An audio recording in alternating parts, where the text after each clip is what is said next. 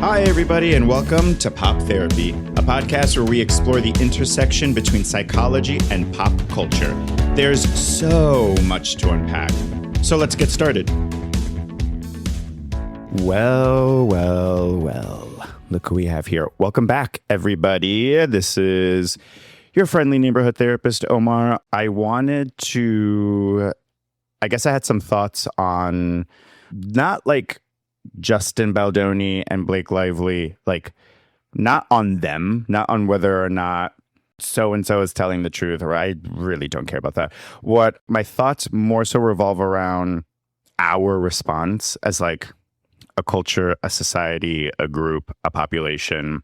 I want to start off by saying, number one, I want everyone to try to say to themselves, I don't care. When it comes to other people's drama, we really have to do a better job of just sort of thinking like, oh yeah, I don't care about that. The stakes couldn't be lower. This could not matter less to me, to my loved ones.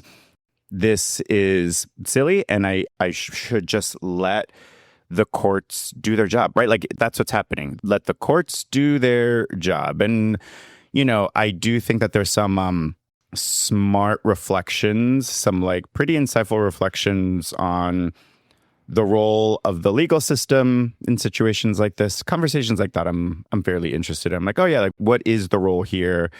What do the courts do? Like, what's their role? How do they try to uncover the truth, so to speak? Like, what are the processes by which courts sort of seek the truth and all of that? But what ultimately this feels like is sort of commentary on our tendency to view legal matters as like a popularity contest, especially when it comes to, you know, a woman and a man like fighting each other or arguing against each other, especially when it's like a woman who says like, oh, this dude was abusive in XYZ ways. I do think it's an interesting reflection on the way we respond to that. I think our response is an interesting reflection, that's what I meant to say, on how we view disputes between men and women when abusive behaviors are called out, or like shady behaviors are called out, or inappropriate behaviors are called out. That's, I think, a more compelling conversation to have, right? Just like how we tend to side with a particular person or a particular individual and why. It's also kind of surprising to me, and it probably shouldn't be, but it is a little surprising to me how much attention this is getting. And maybe that's the point. Maybe that was the hope, you know, the PR people involved. Maybe that was the intended effect. I'm imagining it was to some degree, to get like so many people weighing in and voicing their opinions. From what I understand, from what I've seen, there was a little bit of a smear campaign strategy against Blake Lively. It seems like just sort of like putting little stories in the media, highlighting, you know, I don't know, her misconduct, or just like talking about, you know, I don't know how like quote unquote terrible she is or whatever. I have no idea. Again, I really don't care. Being an asshole is not illegal, right? Like being not nice is not illegal. Being abusive or like assault, you know, those things. And there are certain boundaries that should not be crossed. And there are certain boundaries that are protected by the legalities, by laws and stuff like that. So again, what I find interesting are how many people who have no idea about what they're talking about weigh in on this. How many people who do not know these individuals at all, how many of them are weighing in? Strangers, actual strangers weighing in on something, on events that they were not there for, that they were not privy to. It's fascinating to me. And again, I shouldn't be surprised. And to some degree, I'm not surprised. It's like, you know, we all kind of like love to gossip, or we all love to kind of like give our hot take on things, and we're all activated by different things in the media. So I understand a lot of the emotion behind it, but I think we are a little too obsessed with celebrities just like zooming out a little bit, I think we're a little too obsessed with celebrities, maybe a lot of too obsessed with celebrities. And there's just so much we project onto them. And this is just another example of that. And I feel compelled in moments like this to say, y'all, who cares what they do? Like, let the courts do what they need to do. And of course, when it comes to breaking the law or being abusive and stuff like that we should care about. Like, we should care about like protecting victims, and we should care about not being abusive. And that's fair, and that's cool. But this feels much more about personal feelings, or just like a lot of, it gives me like internet sleuth vibes, which there's some instances of that being helpful, but there's also so many examples of it being really, really harmful and unhelpful. But generally speaking, these are two celebrities who are taking each other to court. And it sounds like they got their lawyers to figure out whatever it is that needs to be figured out. And maybe we don't need to weigh in as much. And maybe it's okay to say like, oh yeah, I wasn't there. I don't know what happened. I'm sure their lawyers will do whatever needs to be done in order to make sure that their client is well represented. And I hope there's some sort of reconciliation, or I hope they reach the truth. I don't know. Like, beyond that, I think we need to care way less about what celebrities are doing. Again, I think like case by case scenario, but in this one specifically, where like we were not on set with them, I don't know what happened, but stuff like that, it's like, okay, well, we'll let them figure that out. But our obsession with like what really happened, I find really fascinating. Especially because I would love to see more of that energy directed to really high stakes stuff. Like, I would love to see that directed a little bit more towards, I don't know, like political stuff, or stuff that actually impacts you, or stuff that actually impacts the people you love, or stuff that actually impacts laws and legislation. Like, that would be cool, if all of that was directed towards like protecting each other and protecting our rights, and like that would be cool. But yeah, I mean, I guess it is sort of seen as entertainment for a lot of people, sort of weighing in on things like that. Who's telling the truth? Was Blake really in love with Justin, and that's why she's doing this? Like, I get there's like a soapy nature to it, which I understand, but I think that should be reserved for like soaps, right? Not like actual people's lives, maybe. Yeah, I don't know. I don't think there's like a perfect way necessarily of approaching this. I'm just noting how many people are weighing in. And again, these are folks that have nothing to do with what's going on. These are folks that were not there. These are folks that a lot of them don't even have clinical training, but are throwing around diagnoses like it is their part-time job. And a lot of people that aren't lawyers weighing in. It's just fascinating to me.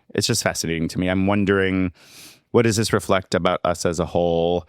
I think on one end, I love being as generous and gracious as possible. I think in a lot of ways, this helps people avoid actual harmful things that are happening in the world to some degree, right? It helps us not think about ourselves.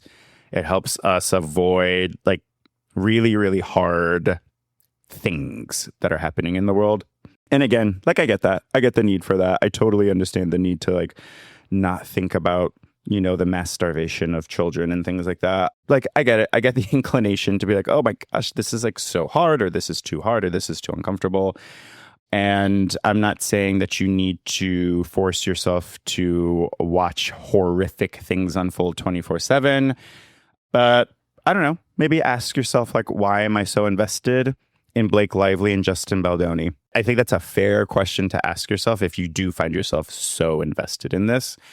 And I am not. This is not coming from a judgmental place, or rather, this isn't coming from like a supremely critical place. I am genuinely curious and kind of like, oh, I don't know, maybe we don't really need to invest that much in what's going on between them. And maybe we don't need to invest that much into what celebrities are doing most of the time. Not all the time. Sometimes celebrities do be doing things and we need to be like, hey, don't do that. That's that's fucked up. Or, hey, I don't think that's a good idea. Right? Like, I get that. I get that there's some room for that, for like critiques and holding people accountable. I think that's fair. But when it comes to them two, Justin and Blake, I'm referring to them by their first name as if like we're best friends. But when it comes to the two of them, just because like I don't know what happened, I have no idea what happened. I wasn't there. So I feel less inclined to comment on what's going on between them because I just like don't know. So my approach to being at a bar and seeing like a fight break out, my approach is generally is like, oh, I don't know what happened. So I'm not going to really intervene. Most of the time, I'm not going to intervene. If it's between like two dudes, right, and they're a similar weight class and all that stuff, right, I'm just sort of like, all right, well, I have no idea what happened, so I'm not going to weigh in on this. I'm just sort of going to let the bouncers do their job or let the bar managers and staff do their jobs. I don't know. And I'm not saying that that's like the right way to go. But I do sort of appreciate, I guess I'm thankful for my ability to say, not my monkey, not my circus. And I think a lot of us could stand to use that phrase and apply it just a smidge more to things that really could not matter less to you and to the people you love and to just like people, just like to humanity in general. Just consider it, please. Watch a cartoon instead. Like if you need to be entertained or if you need to get your mind off of like terrible things, watch a cartoon, watch a comedy. I don't know, something like that. But this obsession with celebrity, this is just like one sort of manifestation of it. There are many, but this is one where I'm kind of like, I don't know about this one, guys. Let's bow out. Let's sort of collectively, decide to bow out of that and be like, we have other shit. We have bigger fish to fry here. So it's just something worth considering. I'm not telling you what to do. Don't jump down my throat. I'm not saying you better do this. I'm just saying consider the alternative if you find yourself absolutely kind of obsessing about Blake Lively and Justin Baldoni's, what is it, like civil court case? I don't even know. I don't even know what to call it. I just know not my monkey, not my circus. Okay, so I'm so excited to bring in our guest today for multiple reasons. One of them being that this is someone that I've known since middle school and high school. This is like the first guest that like can actually talk about like 15-year-old Omar in a way that other guests cannot. I cannot wait to also like reminisce a little bit. But this is someone who I deeply respect. She's a foodie. She's an artist who uses everyday food items to, as she so eloquently puts it, turn the mundane into the magical. Please welcome into your hearts, Tisha Cherry. Hi. Hi. Thank you for having me. Yeah, of course. I'm so happy that you're here. This is one of those situations where, like, obviously we've known each other for a really long time, but we don't like talk every day or anything like that. So when I reached out to you, you were one of the first names I wrote down when I started thinking about this podcast. Like, oh, who do I want on? I want it to be like a pretty well-rounded like guest list, so to speak. And your name came up and I was like, how weird is it going to be for me to just like reach out to you out of nowhere and be like, hey, so I'm doing a thing. Could you be a guest on it? So I was like so nervous to ask you to be on. No way. I'm still so excited. Didn't even begin yet. And I'm so excited because it's true. Like we know each other for a very long time, but we also haven't seen each other for probably the same amount of time that we've known each other. So it's really cool. And yeah. I was mentioning earlier, you haven't aged a day. You look absolutely fantastic. So whatever you're doing, keep it up. No, you too. I think it's the Bergenfield water for however many years. I also think it helps, now, like being brown. I mean, not gonna lie, I think does help. Blast. Yeah, exactly. So I also wanted to tell you like a little anecdote. yesterday I was with, and she's gonna love this. I was with Natasha Durkin. Do you remember Natasha? Yeah. You guys were our besties. Yes, we're still. Yeah, can you believe that? Because you guys were. I mean, Yes, we. Yeah, both of we you. were. Attached at the hip in high school. Yeah, That is so cute. I know. So I was with her yesterday, and I was like, "Oh my God, you're never gonna guess who I'm gonna have on." Tisha. She squealed, and she was like, "Oh my God, do you think she still remembers like?" How we tortured Mr. Miana in Spanish class like all the time. And I was like, oh, I don't know. I'm going to ask her what her memories are of How about Spanish class. of me throwing a tampon on the floor Yes. and yeah. That It was like poor annoying. Nobody was really annoying me at the time. I don't remember. It was probably very more dramatic than I thought. But yeah. It was no. I remember it that way too. Where you threw.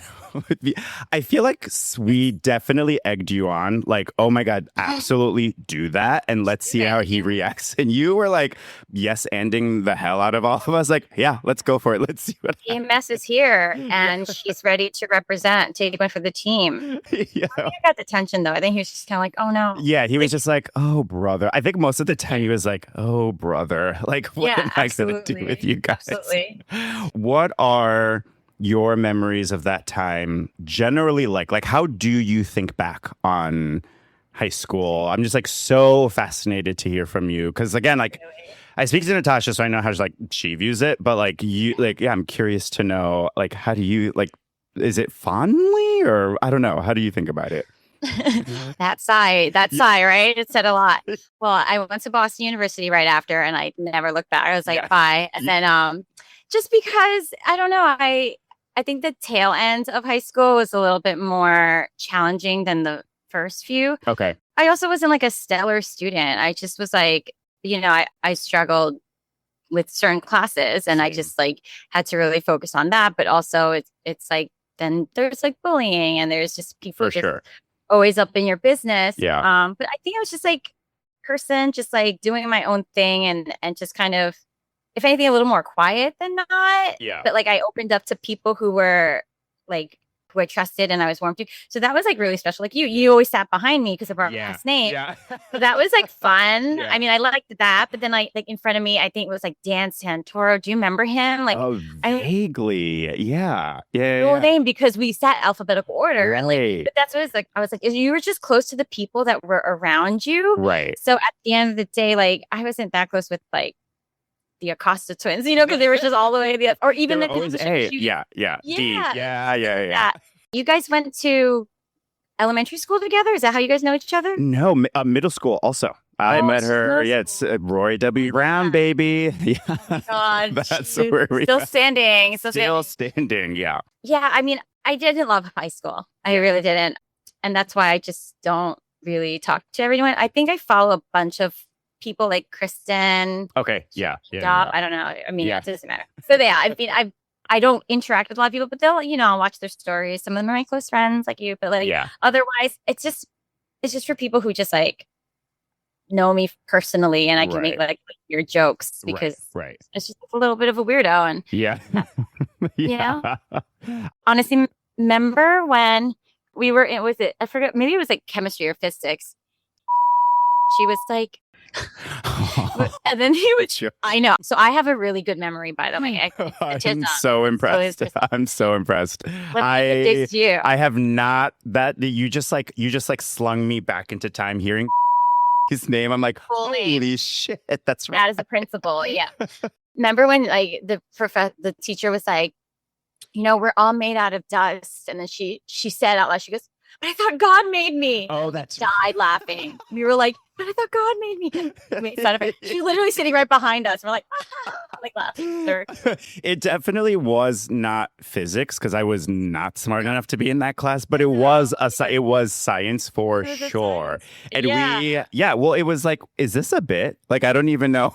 I like, wait, is comedy genius? Because that was the funniest thing I've ever heard in my life. And like she was never the impulsive one, like we were, if anything. But then Right. like she shot out, like, but I thought God made me, and like gasped for air, and we're like, oh my God, girl, are you good back there? Yeah. And the answer to that is no. She wasn't good. She Yeah, wasn't good. she wasn't good. Oh, that is so funny. Yeah, I do remember that. That was, oh, wow. You're just like unlocking a core memory for me. I Yeah. don't, how do I think of high school? It's like obvious. I mean, maybe not obviously. I think about it in terms of like a mixed bag because I was deeply closeted and just like trying to get out without being like outed necessarily, even though like anyone close to me had a sense of what was going on. But still, like for me, high school was just get through this. Like just get through this, and then you can be quote unquote an adult.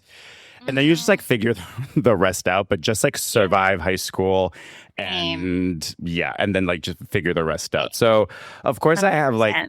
nice memories, especially like with, like you said, like the people that were sitting around you. So, you know, like folks like you. And I remember talking on the phone with you a lot in high school and just like having like fun, like conversations and gabbing.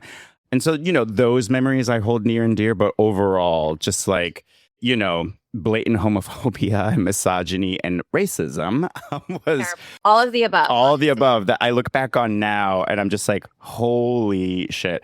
And I feel like I had it pretty good. Like, you know, like no one ever like shoved me up against a locker or like anything Right, insane like that. And so, you know, my heart goes out to folks that did not have it, you know, as like simply or easily as I did. But even then, I just like looking back on some of those moments, I'm like, I can't believe we were allowed to get away with that. Thank God I had, you know, people that felt like we're kind of on the same page, like similar senses of humor and like similar values and stuff like that. So, but not everyone for sure. no, for sure. And it's been really fascinating to see folks grow up into like adulthood proper and just to see like honestly how their political opinions have shifted over time and I'm like, "Oh, interesting." And I don't know if you've had this experience. I've never said to myself when someone like I went to high school with is like, "Yay, Trump." I've never been like, "No fucking way." I've always been like, "Oh, absolutely, that tracks." Like, yes.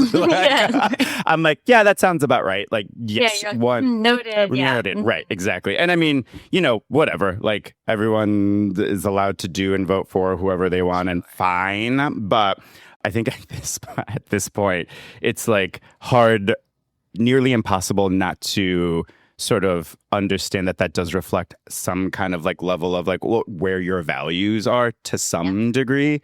So Moral compass for sure. yeah. So it's been interesting, just like getting older and, you know, remaining like Wiser. social. Yeah. And so, and like remaining social media friends with certain people and just like seeing all of that.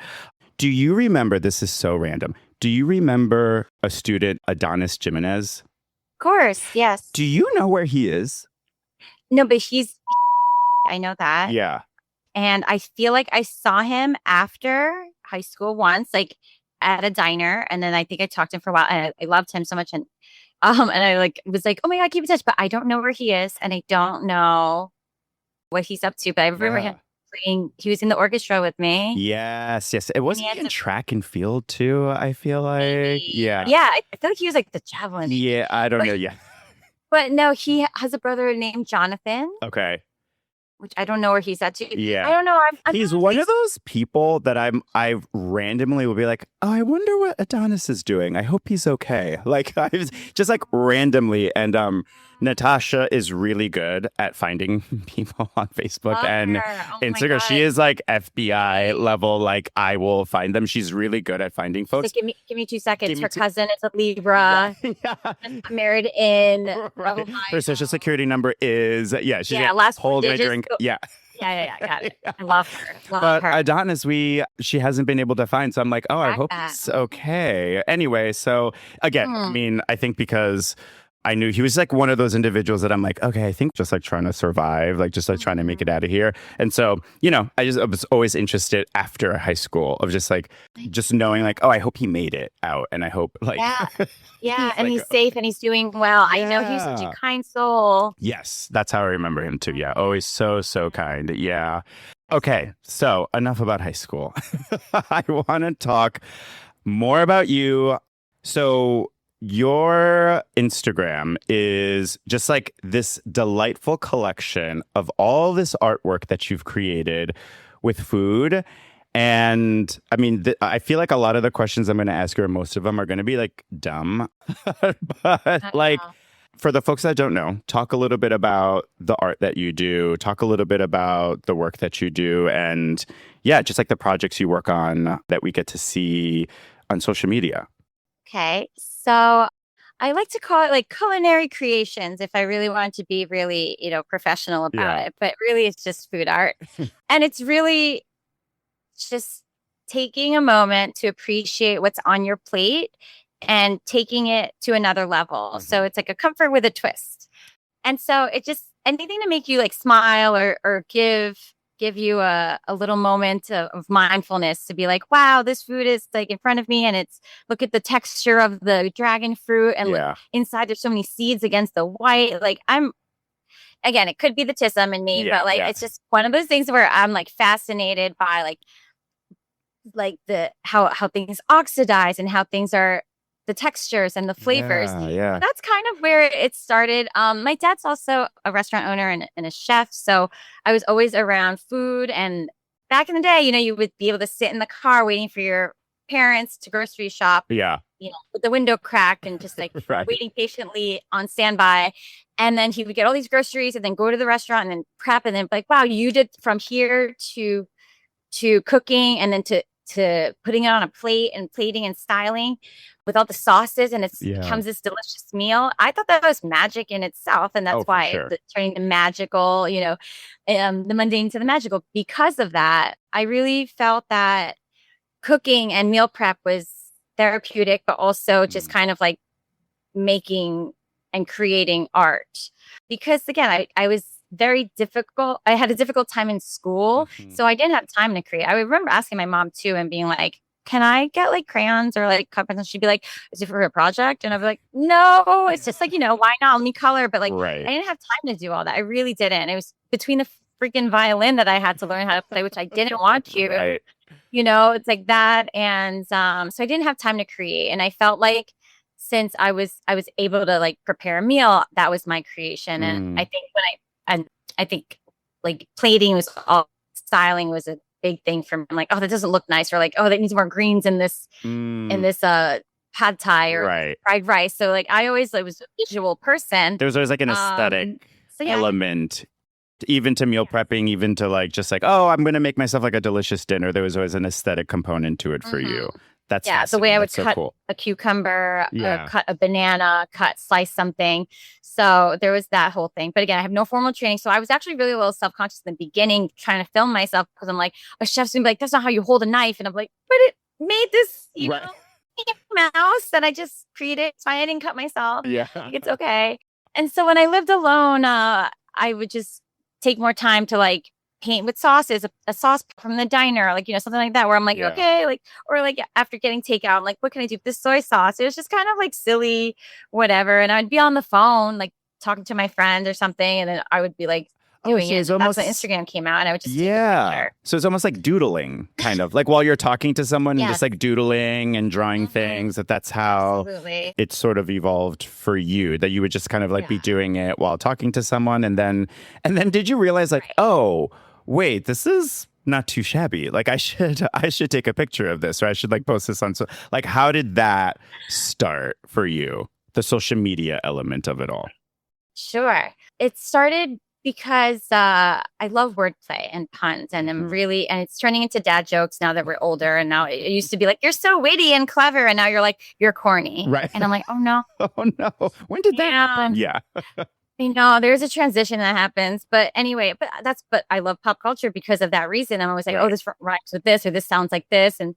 And so everything on my page is really a snapshot of what's in my brain. Okay. As weird as it is, it's like Hall and Oates, and then there's like Biggie, and there's Taylor so Swift and like The Simpsons. Simpsons Yeah. and The Simpsons. Exactly. It's so diverse.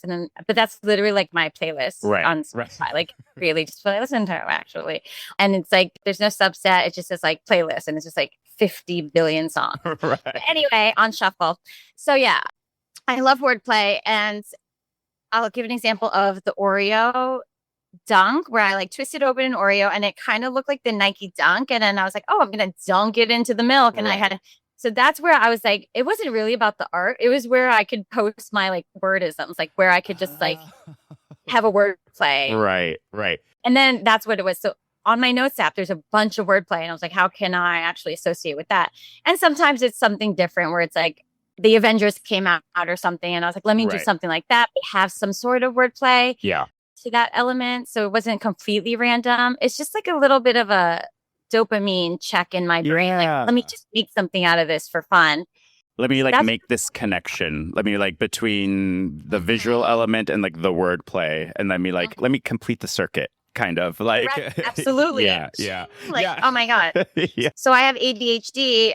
And so that also like really allowed me to like get that, like think very divergently and be Right. like, okay, how can I really connect these two random things? And Right. so that way ADHD and just like make it work. And like, I did it, you know? Neural pathway complete. Yes. Correct. Yeah. And then I'd be like, Right, and then and then pass out. yeah, Yeah. I got to clean up. Yeah. Wait, I love the way you tell that story. You know, part of it sounds like was about like your own mental health, basically, like your own well-being, your own peace of mind, and your own like how to navigate your own neurodivergence in a way that is so you and fun and like playful and all of that. And do you feel like that's been helpful for you, and how, if it has been helpful for you in navigating your own brain and your own circuitry, like how has it helped? What have you like noticed after all this time? That I do have ADHD. Yeah. First and That's foremost, what I noticed. that Right. habit. Right. You see how that hyper focus on something? Yeah, there's that part. There's a And name then for that. Yeah. Yes. You're right. And then when you take a shower and you're like, oh my God, I have an idea. And you like run out of the shower. And Yeah. you're like, oh my God, I'm going to do the laundry. Yeah. There's all Right. that now. But aside from that, it's just something where my brain is scattered and I was able to really put it on paper on a plate, you know, that whatever I was thinking is on my Instagram or like it's I can create something with it and it makes me happy and it makes other people happy, which is so fun and funny too, because like I leave all my work like from 2000 and whatever. If you scroll down and, you know, people have like, they curate their aesthetic, their feed, they want 9 posts only. And I don't do that. Yeah. And I don't care. That'll make me a millennial or a boomer and whatever it is. Yeah. But it's just me. And that's my creative process. And I actually have a lot of people who like replicate some of my ideas and works like in the past. But I'm like, well, the receipts, check the receipt. Right. I did this 2017. Hell yeah. We've got an OG with us, everybody. So don't forget it. Okay. So let's remember that. No. So it's really allowed me to just kind of appreciate my uniqueness and weirdness in terms of my thoughts. Because if you want to tie it all back to, like, I was a little more quiet in high school because I was like, what? Like, why does my brain think this way? Why am I so fixated on this thing? Or like, why do I want to like eat this with that? Or like, you know, it's just, or why am I so fascinated with The Simpsons and like with all the colors and stuff like that? Like, so it is so random, but it's also really interesting to hear. Not just you, but like anybody talk about their view of themselves like in the past, because you just referred to yourself as relatively quiet, which sure. But the first thing that comes to my mind when I think about you from that time is like you were one of the funniest people I'd ever met. Like you and shout out Natasha, the two of you would just crack me up like all day, every day. I can hear your laugh. I could totally hear your laugh. You know what I mean? Or like we would be able to like AIM like all day. Yeah. No, I remember. Exactly. It was funny. And so, and so I think the other part that I see through your work a lot is your humor as well, which I want to highlight. You know, you're obviously so artistic, so visual, have such good aesthetic. I mean, the dress that you're wearing, 10 out of 10, no notes. Like, you have a great sense of style. And what I see so very clearly, and that what makes sense to me, is like your humor, your like ability to laugh and make other people laugh is what is so striking to me, and is very like, yes, like I do remember that. Like, that is Tisha. Yeah. Like, that there's always a little bit of humor involved that I always just like found so like lovely and entertaining, especially given the fact that, like, again, high school is like, I need to get out of here. So it was like, Right. oh, okay, like at least I have like Tisha making me laugh, like in biology or whatever. Like, fine. Right, You know? right. And psych class, remember Oh Insane my in the Memory? God. Insane Miss Mc. Yeah. You did that. That was, yes, that's what I Impulse mean. But control. yeah. Yeah. No impulse. Yeah. Like it came Oh, out randomly. Like it was yes. again, ADHD in women does come out different. It's not just like, it just presents differently. And Yeah. Yeah. now that there is so much awareness in it, I just feel so much better. Yeah, of course. And I think when I did start the food art, there wasn't that much information. I was just still popping Adderall. I mean, actually, I Right. didn't take Adderall when I was creating, but I would otherwise. But I felt misunderstood a lot Mhm. and misunderstood in relationships with friends and even with partners I'm and even with sure. my family I'm and the sure. Asian culture. It's Yeah. just kind of like I remember my mom saying too, like she was like Cherry, because that's my middle name. She's like Cherry, none of us are smart. Like you're the one getting a master's degree. Like like you don't have ADHD, and Yeah. like just try your best. And I'm like I'm totally popping Adderall right now. I just can't even Yeah. just like get to the library on time. Right. It's just, like so there was a lot of those challenges that I had to go through. But now again, like Instagram or creating food art is an outlet for me. And but I do want to be very honest, I haven't been very active only because I've been taking like work a little bit more seriously too. Mhm. Like last year or actually 2 years now, I started working with kids with autism, and that was Mm, really challenging for me because I've been a therapist for 16 years yeah. and I've just done adult like muscular and even just like orthopedics. And then out of nowhere, I'm like, let me just do kids with autism or even some like not true behavioral, but just like sensory issues. And I'm like, Yeah. spoiler alert, it's not for me. But I wanted to try it just Of because it's course. an occupational therapy job. And so I like shift my focus on that. I also burnt out a lot. I worked through COVID. I was in the hospital. So Mhm. there was that whole thing. Yeah. So I would say I didn't make it an effort to create art, which really took a toll on my mental because I didn't really have an outlet. I was just kind of like, let me just get through the day, Right. work out, go to work and sleep, right? That's the day. Yeah. Eat soups. Yeah, but Yeah. Yeah. So the yeah. art, in a lot of ways, was, like you said, like an outlet. Also, it sounds like it helped you kind of integrate these parts of your brain into your life in like a really lovely way. I feel like with any kind of diagnosis or pathology or variant in whatever, like thinking or behaving, what have you, the goal is usually we need to stop it. Like, we need to stop this. We need to get rid of this. We need to like solve, quote unquote, solve this problem.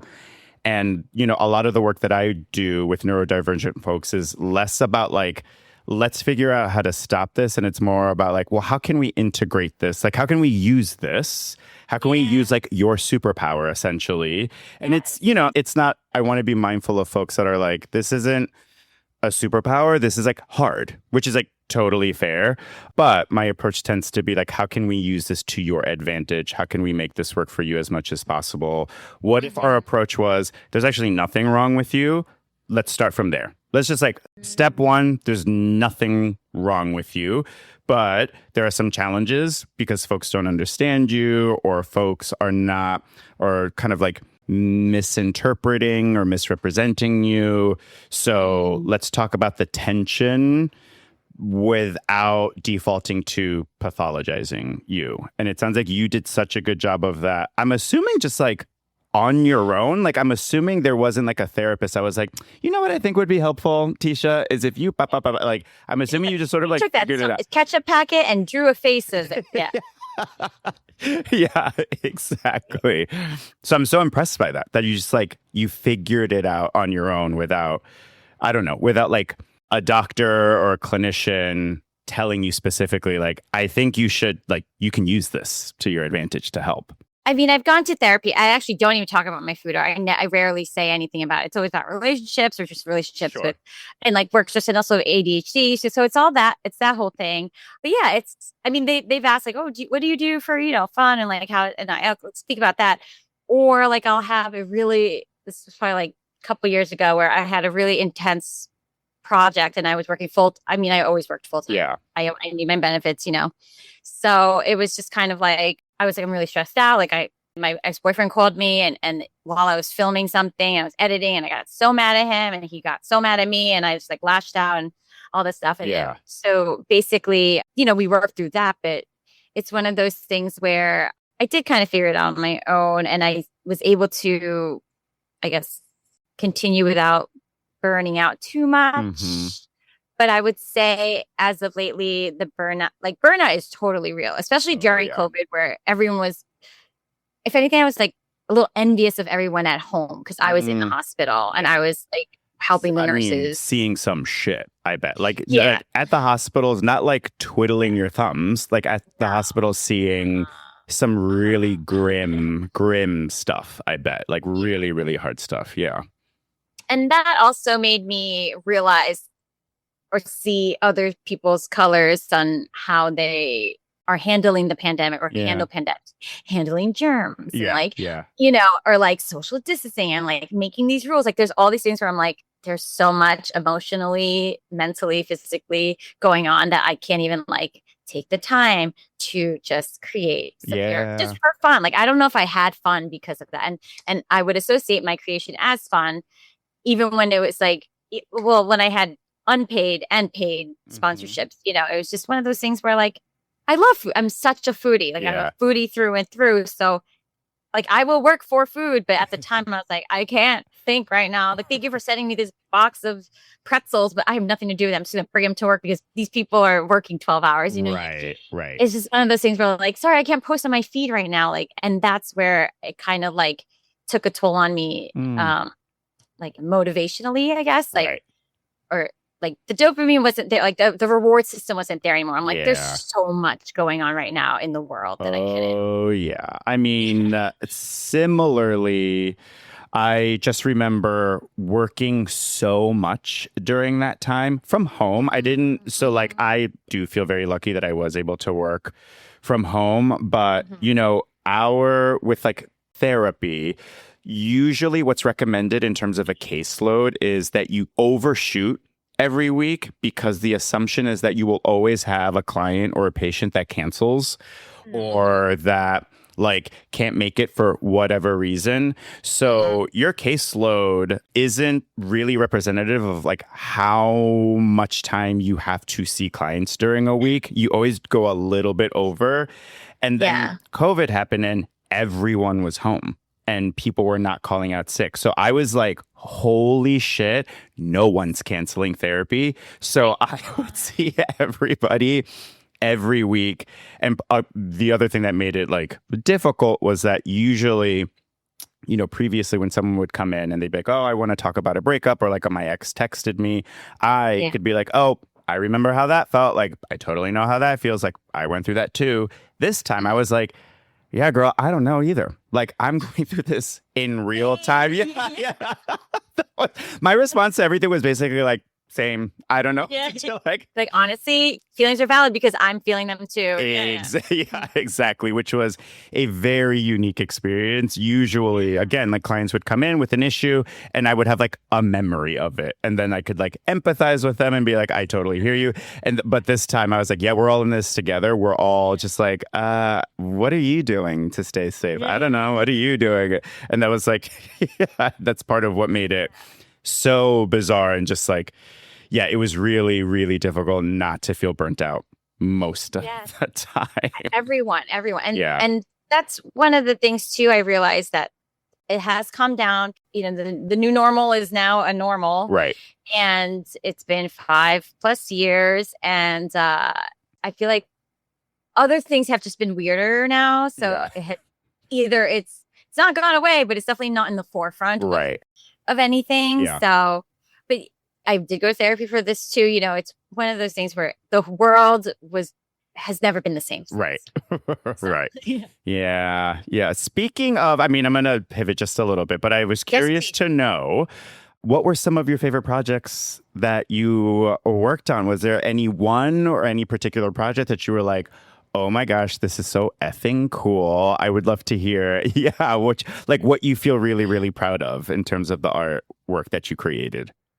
Number one thing is my sponsorships with Oreo. I'm no longer sponsored with them. It was just like per project. I have to give that disclaimer because every time I do post something with Oreo that's not sponsored, I do have to Say disclaimer that that. just Yeah. because I was associated with them at some point. It's just like they would send me stuff which I love so much because it'd be like limited edition, and I would really just be like, oh my god, a new color I could work with and like Right. create something, and like I would match because I'm anti food coloring or as much as possible.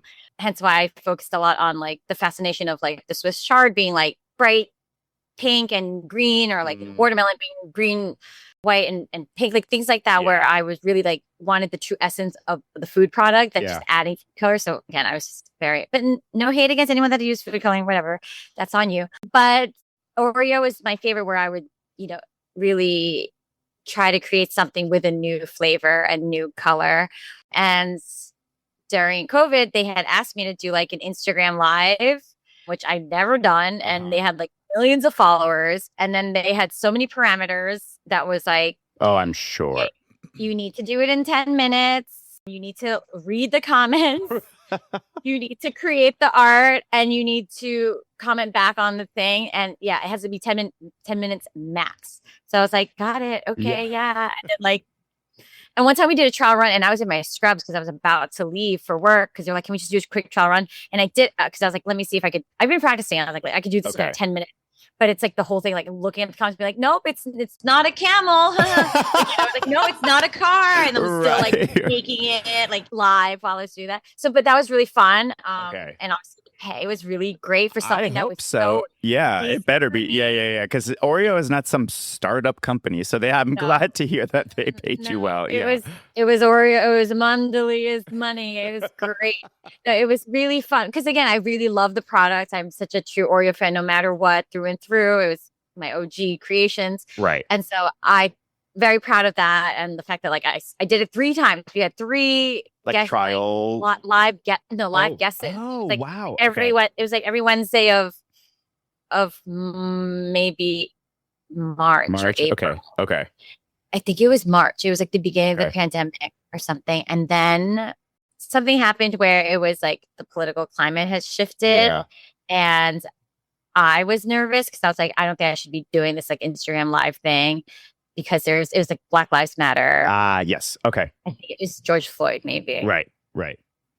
And I didn't want to say anything, but I was waiting on it. And it was that Wednesday. It was the same exact day, and they canceled it, which was fine. But I still got paid out, which was really nice. But I just was like, I don't feel comfortable saying that. Of course. And I had talked to someone who was like one of the people that were involved, and that they were like, we just wait on Oreo. And I was like, whatever you want to do, I'll still do it. But I want to, it's just really, there's just so much going on right now. Yeah, of course. It canceled after that. But another one was like the Shark Ninja knives. This was my most recent bigger project where I had to like do a live like food art creation with them, and like showing them, okay, this is how you roll to make the legs, and this is how you make the eyeballs, and you cut the circle there using the Shark Ninja knives. And I was like, this is great. I just got a new set of knives. Oh, and I love that. And I have to showcase that. And I had to look up videos. I'm like, okay, this is how you chop properly. Right. Hold it this way. This is how you like sharpen it up. You have to do my research. Yeah. But that was really fun because I got to like go to an event or lead an event with other people who are in PR, and they got like knives, and I still follow them, and some of them are my close friends because we just you meet people and they embrace your weirdness, and so you meet the people that are like, yes, do that. I like, get it. Yeah. You're like, not do weird. That. Yeah. You're cool. I'm like, I am. That's so awesome. Yeah. I'm glad you mentioned Oreo, because I was going to mention that as one of my favorite things about your work, because I look at it and I go, holy shit. Like, that's a small canvas. Oh, yeah, I guess. And in fact, it is so detail oriented. I'm like picturing you with like a monocle, like to get I to, wish. so because it's like Just, so I know, or like a magnifying glass or something, because it's yeah. so intricate and it's just like so impressive to see how you execute that. Yeah. And even the way you use like soda, whether it's like Dr. Pepper or coffee, almost like watercolor. And it's just like, again, just like so impressive to see. So that's just like, just so you know, I like as a fan, that's like, those are some of my favorite things that you do. I'm just like so blown away by how creative you are. Yeah. I just like, I can barely draw a straight line. So anytime I see someone do like work with, especially an unconventional medium, I guess, I just find it so impressive. Yeah.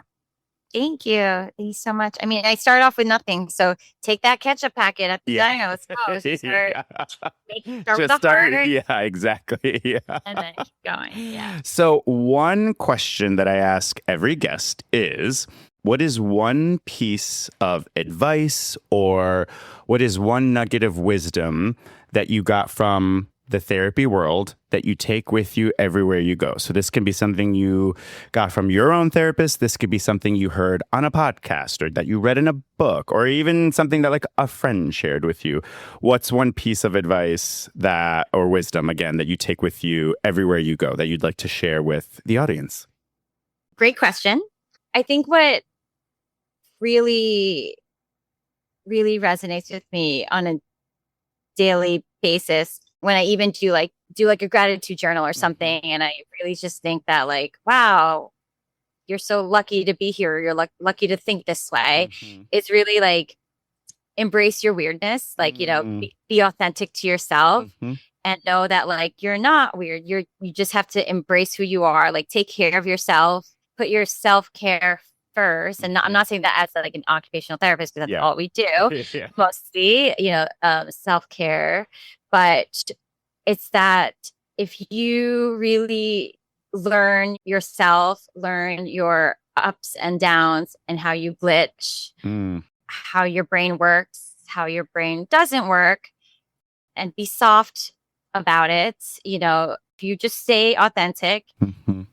to yourself, you can make an impact no matter what. Yeah. Because you're just always true to yourself. You're not lying to anyone. So if you have haters, doesn't matter. Right. They don't know what they're talking about. You know what you're talking about. Right.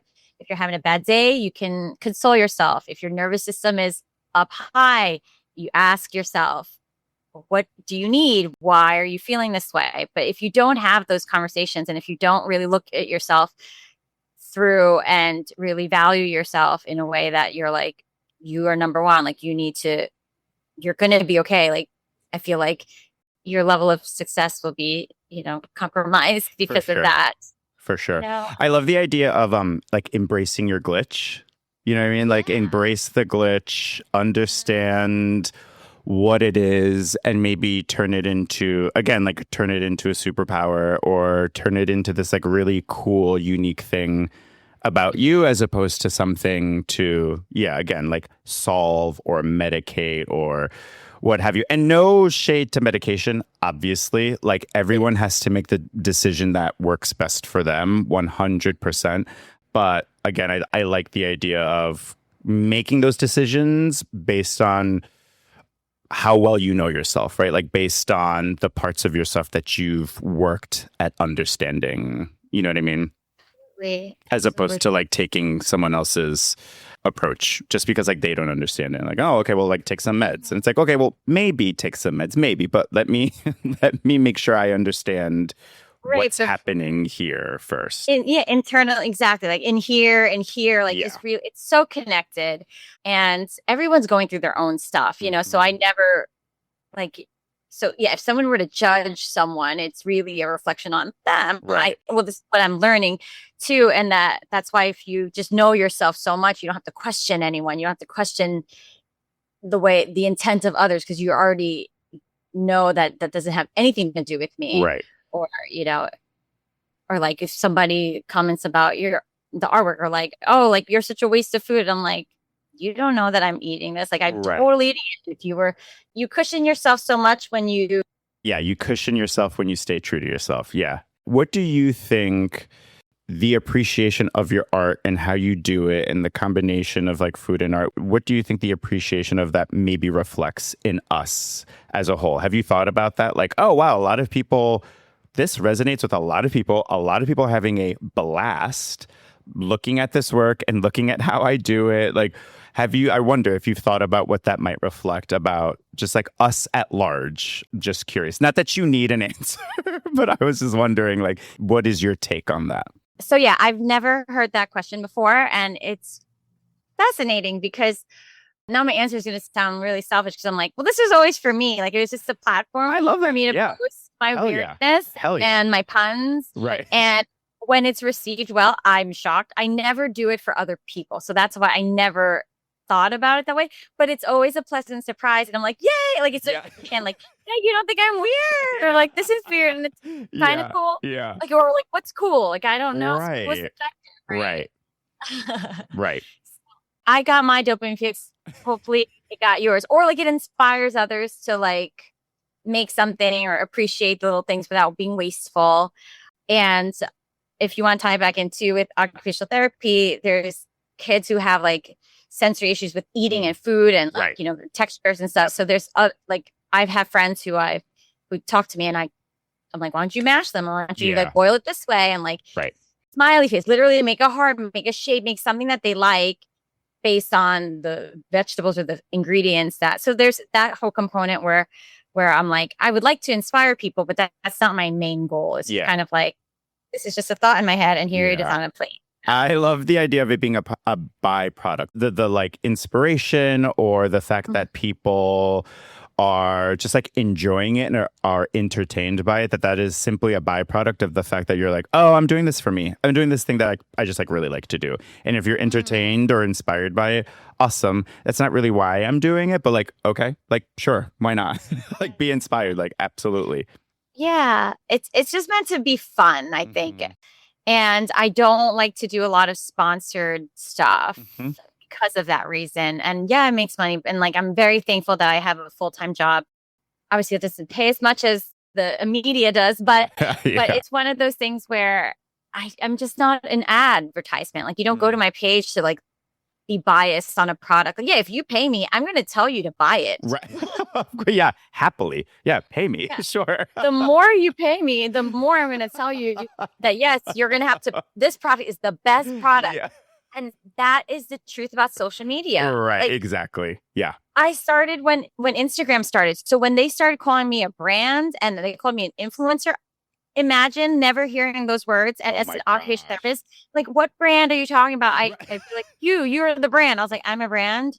Yeah, because you're like, wait, like Nike? Nike's a brand. I know that. Like, wait, what do you mean? Yeah. Or the influencing thing. I was like, wait, I don't want to be that. Like, I'm an artist, and I always think that way. But people value what I think because of my experience in terms of eating. That's cool. Like I can influence you to do that, but I still morally feel bad if I am telling you to like this product because I'm forced to tell you say that. Right. Not forced. I'm sorry. Paid to tell you that. Yeah, true. Even that's a good distinction, but fair. Yeah.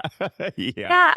But and that's why I love Oreo, because that's, again, authentic to me, authentic to my taste buds, authentic to my everything. I love Oreo so much. But yeah, it's one of those things where you see on Instagram and then you see that. And this is why I also don't post as much nowadays. Instagram is not the same anymore. It's not organic at all. Yeah. And the more you engage, the more you aesthetically curate something, the more views you'll get. And at the end of the day, it really is not authentic. And is that not what I've been talking about the entire time? That like the one piece of advice that really resonates with me every day is just to be authentic. So when you see that, and I can actually see people who I know it's paid, I know they earn a lot of money from it, and I know they just want content from this, and I just get turned off. Yeah, of course. I'm glad that that's something you recognized so early on about, and that you didn't feel, or at least you didn't decide like, okay, well, I guess I just have to like, okay, I have to do more sponsor stuff now. Like, oh, sell my soul, I guess I guess I have to sell my soul to the highest bidder.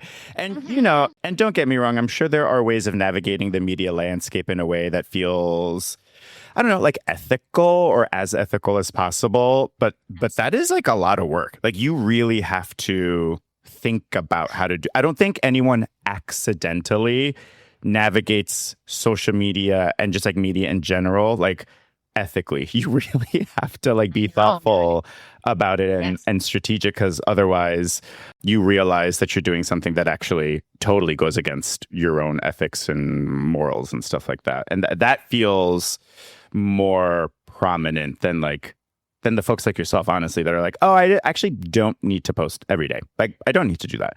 And I'm not going to set myself up or like expect that I post every single day. So yeah, I mean, I don't hate on anyone that does this for a living, and I think they should, but I don't like to trick people. Yeah.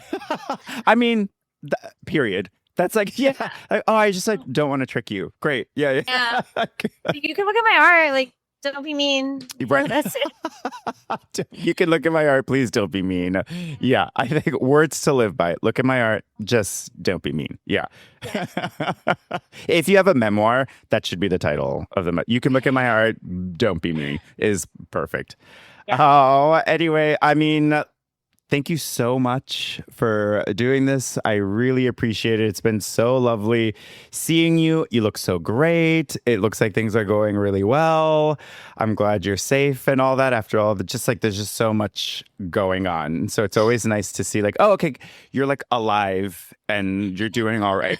Yeah, that's like surviving. We're surviving. Always trying to thrive, but for now we're surviving. And that'll do for now. Anyway, thank you so much again. So where should people find you if they wanted to see your artwork, or if they wanted to, just like learn a little bit about you and what we were talking about? Where can folks find you?